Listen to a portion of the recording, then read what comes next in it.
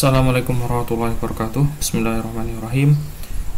Kita akan belajar tafsir Al-Quran, dan semoga video-video pembelajaran ini akan selesai ya, mulai dari tafsir surah Al-Fatihah nanti sampai akhir di surah An-Nas.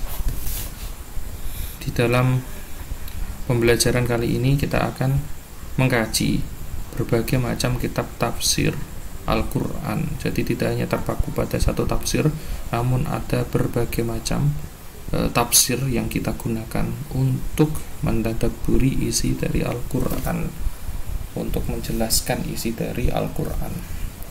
Bismillahirrahmanirrahim. Kita mulai dari surah Al-Fatihah.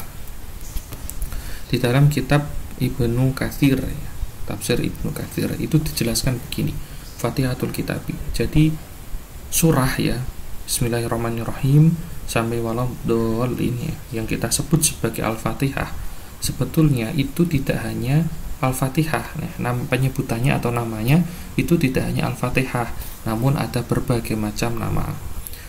Di tafsir Ibnu Katsir ini dijelaskan begini, yuqalulaha, dikatakan bahwasanya surah ini ya adalah Al-Fatihah, disebut sebagai surah Al-Fatihah. Ini yang paling masyhur, yang paling terkenal, disebut sebagai surah Al-Fatihah. Apa maksudnya?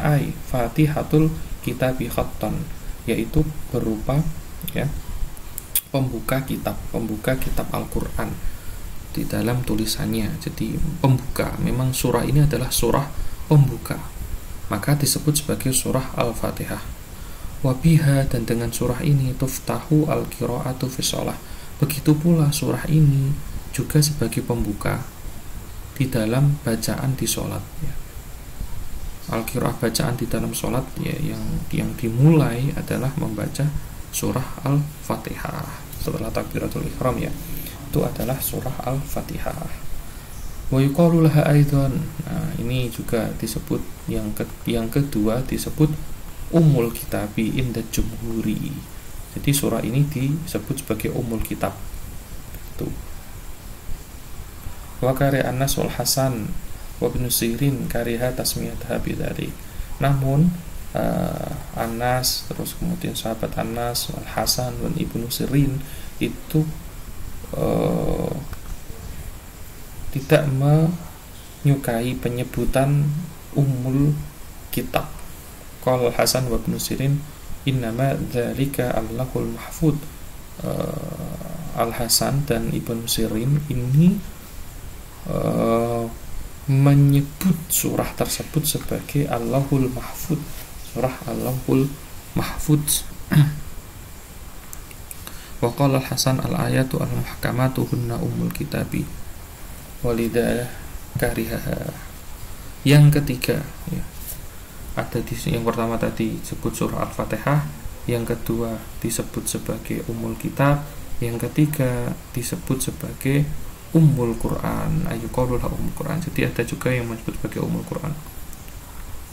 Dan yang keempat, was-sahih inda Tirmidzi was-sahahu an Abi Hurairah qala qala Rasulullah sallallahu alhamdulillah Ummul Quran wa Ummul Kitab sab'ul matani wal Qur'anil alim wa yuqalu laha alhamdu wa yuqalu laha as-salatu liqauli alaihi salam an rabbih asamtu shalah baini wa baina abdi nisfain fa idza qala abd alhamdulillahi rabbil alamin qala Allahu hamidani abdi al-hadis fasumiyat al-fatihatu as-shalah.